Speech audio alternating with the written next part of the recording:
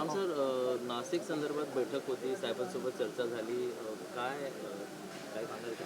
नाशिक महानगरपालिकेची निवडणूक झाल्यानंतर जे शिवसेनेचे नगरसेवक निवडून आले होते त्यांना साहेबांना भेटायचं होतं आणि जिल्हा परिषद पंचायत समिती निवडणुकीमुळे साहेब व्यस्त असल्याकारणामुळे ती भेट झाली नव्हती. आणि मग आज निकाल लागल्यानंतर जिल्हा परिषद पंचायत समितीचा आज सगळे नगरसेवक आम्ही घेऊन आलो आणि साहेबांचा आशीर्वाद घेतला. आणि त्यांनी त्यांचंही काही म्हणणं होतं मांडायचं की नाशिक शहराचा विकासाच्या दृष्टिकोनातून प्रत्येकाने आपलं मत मांडलं. आणि शिवसेना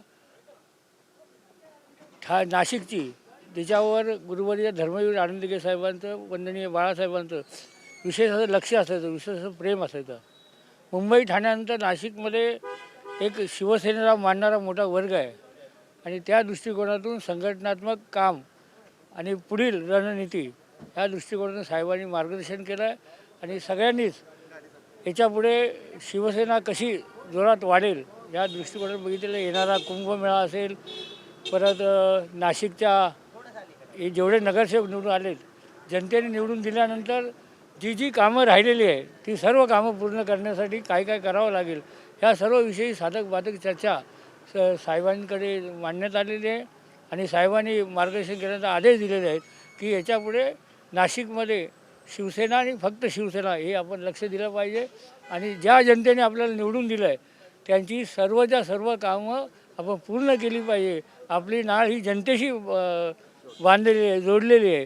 त्याच्यामुळे जनतेसाठी आपण पूर्ण वेळ काम केलं पाहिजे. सर, एक चर्चा अशी होती की उपमहापौर पदावर नाराजी होती, गटनेता संदर्भात सुद्धा होता. त्या संदर्भात काय चर्चा झाली? कसं आहे, शिवसेना हा परिवार आहे आणि इच्छुक तर खूप होते आणि द्यायचं एकाला होतं. आता तिला हळूहळू सगळ्यांना न्याय मिळणार आहे. आणि गटनेते झाले, उपमहापौर झाले, जसे आमचे ठाणे कल्याण महानगरपालिकेमध्ये आम्ही 6.5 वर्षाचे उपमहापौर केलेले आहेत, महापौर केलेले आहेत. त्याप्रमाणे आणि साहेब मग निर्णय घेतीलच.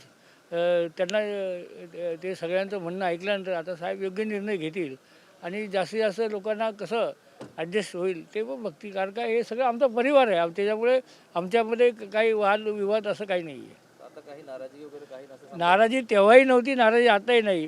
फक्त पद्धत जी पद्धत होती ते काही लोकांना आवडली नव्हती, ती आता झालेलं आहे, सगळं विषय मिटलेला आहे. आणि सगळे मिळून 26 नगरसेवक मिळून शिवसेना वाढीसाठी आणि ज्या जनता जनार्दनाने आपल्याला निवडून दिलं आहे त्यांचं काम करण्यासाठी सज्ज झालेले आहेत.